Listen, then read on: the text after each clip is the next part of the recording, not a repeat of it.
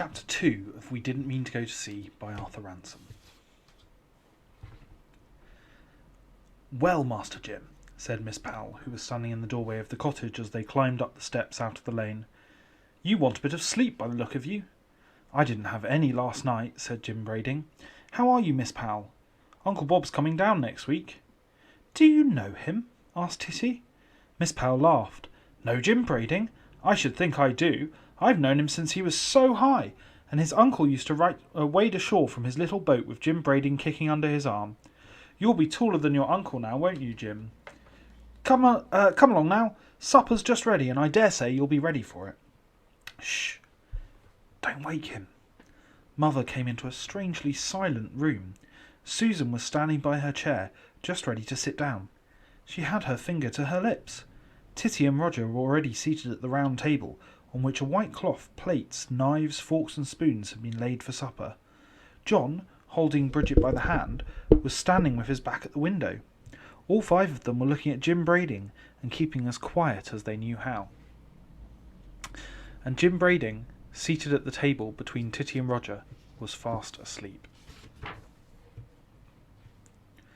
They had chosen his place for him and sat down beside him. Jim had leaned on the table, and somehow his head had dropped lower and lower, and now from the doorway Mother saw only a curly mop of hair, broad shoulders in a blue jersey, elbows wide among the plates. For Jim Brading the world had ceased to exist. "We were talking to him," whispered Titty, "and he just flopped." "He's tired out," whispered Susan. Roger gently pulled a plate away from under one blue elbow that, if he had moved it a little further, might have pushed it over the edge of the table. "It must be dinner. It must be after his bedtime," said Bridget. "Shh!" said Susan. John watched, wondering. So that was what you felt like after an all-night passage, single-handed in a ship of your own. How soon would he have a ship himself, and sail all day and all night, and bring her into port, moor her and tidy her, and then, with nothing left to worry about, hold up no longer, and let the tiredness he had fought for hours close happily over his head. Mother moved from the doorway to let Miss Powell come in with supper. Miss Powell laughed quietly and put the tray down without waking Jim.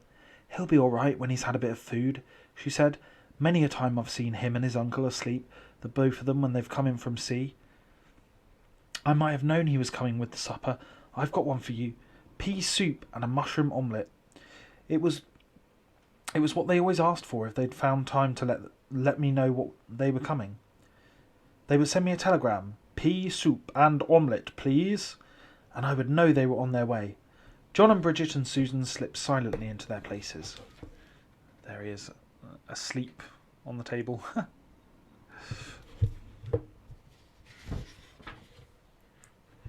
As Mother sat down and began to ladle out the soup into blue willow patterned soup plates.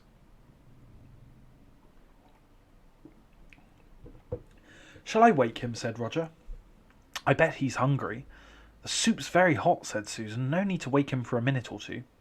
But Jim Brading stirred suddenly, flung out one hand, knocking over a glass which Titty caught just as it was rolling off the table. "North half west for the Long Sand Head," muttered Jim, as if he were repeating to himself something he had learned by heart. That flung-out hand was feeling for the tiller. He lifted his head with a jerk and stared about him. Oh, I say, I'm dreadfully sorry. Look here, I'm not fit to... how long have I been asleep?" "Only a minute or two," said Titty.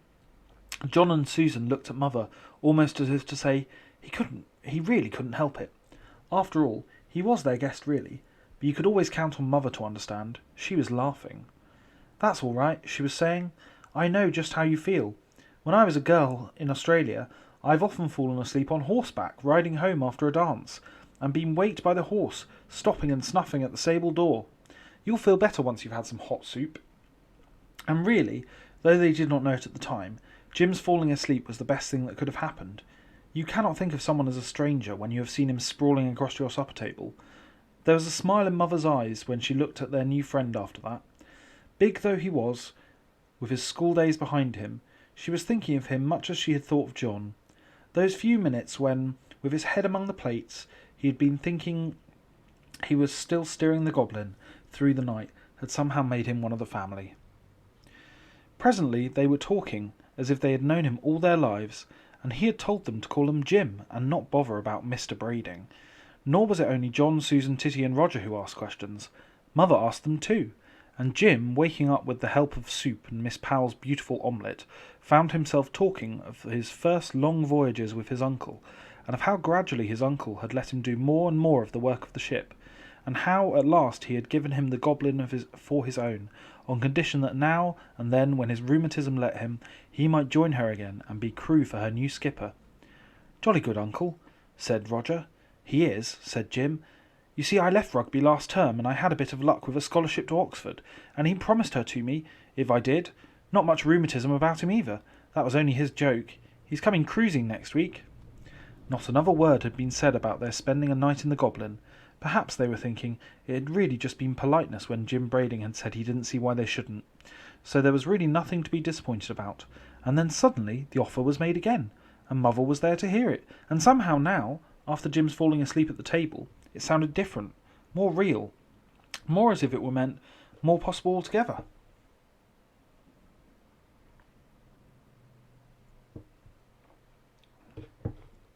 "What are you going to do till he comes?" asked Roger. "Hang about," said Jim. "And look here, I meant what I said. Why shouldn't you join me for a few days? I can cram in 4 of you." "Sleeping on board?" said Titty. "Oh, Mother!" "They'd love it, of course," said Mother, "but I can't let them go now. Their father's on their way home, and we've come here on purpose to meet him at Harwich. And if I can't meet him, and have to explain that most of his family's gone off to sea—" "I wouldn't take them to sea," said Jim. "There's the Orwell, and the Stour, and Harwich Harbour. If you'll let me have them for 3 days, there's lots we could do without ever going outside the Beach End Buoy." "I say, Mother, couldn't we?" said John. "He's got an engine," said Roger. "You go right down into a real cabin," said Titty. "I've 4 proper bunks," said Jim. "The only trouble is I'm a bit short of bedding. I've only got blankets for 2, but I'm sure I could borrow some." "Roger!" But Roger was out of the room already, and the higher notes of eager talk could be heard from the other end of the passage. Almost at once he was back. "Miss Powell says it's quite all right. We can take the blankets off our beds." "Oh, Roger," laughed Mother, "I never said you could ask her. I really can't take the risk. We may get a telegram from Daddy any day, and you don't want to miss being at Harwich to meet him." "But you said you didn't think he could be here before Saturday," said Titty. "And what if Saturday comes, and you're all floating about on the river?" Jim Brading looked around the table at the eager faces of his would-be crew. He had made that first suggestion almost in fun, but now it seemed rather a pity they couldn't come. He rather liked the idea of having for once a crew a little younger than himself. "If you say when you want them to be back, I promise that they shall be back at Pin Mill in plenty of time," he said. "And then we could report by telephone every day, from Ipswich or Felixstowe Dock or Shotley, wherever we happen to be." "Can't I go too?" said Bridget. "You're not old enough," said Mother, "and there isn't room for you anyway." John half jumped up from the chair. "She's going to say yes!" he almost shouted. "Well, I don't think it's fair," said Bridget. "I've been growing up as fast as I can." I'm not asked either," said Mother, "and Bridget, someone's got to stay and take care of me." "I could sleep in the cockpit all night," said Jim doubtfully, "but even if I did, there wouldn't really be room for 6. "No, no, no," said Mrs. Walker. "I didn't mean that. Bridget and I have a lot to do, but mind you, I haven't said they can come." "But you're going to," said Roger. "Daddy always says, 'Grab a chance and you won't be sorry for a might have been,'" said Titty. "We'd learn an awful lot," said John. "I'm going to sleep on it," said Mother, "and Mr. Brading must sleep on it too. He may wake wiser in the morning and not want to clutter his boat up with a cargo of children." "Mother," said Susan, who so far had not put a word in, but Mother was not to be moved. "We'll sleep on it," she said, "and think about it again in the morning. And if he hadn't sailed away in a hurry to be rid of you, and now Bridget ought to be in bed, and so ought Mr. Brading. Remember, he was at sea all last night." "We'll see him off," said Roger, as Jim Brading, who at the thought of sleep was once more feeling his eyes closing. It was growing dark outside, very dark, and they used their pocket torches to find the imp, and to help Jim Brading to launch her off the hard. "Thank you very much for letting us come aboard," said John. "Thank you," said Jim Brading. Not one of them, not even Roger, said a word about joining the Goblin. They felt somehow that it would not be fair. Mother had said that he was to sleep on it. Mother had said that he was to sleep on it, and sleep on it he must. "Good night," they called as he pushed off. "Good night," he called back. The four of them stood on the hard in the darkness, and he rowed away. It was a still, quiet night, and they heard the oars long after they could no longer see him. Then they heard a slight bump, and the noise of the oars came to an end. "He must be jolly sleepy, or he wouldn't have bumped," said John. A moment later a light shone out through the portholes of the Goblin. He had lit the lamp in the cabin. They lingered, watching. The light went out. "I say," said Roger, "do you think he had time to undress?" And that's chapter 2.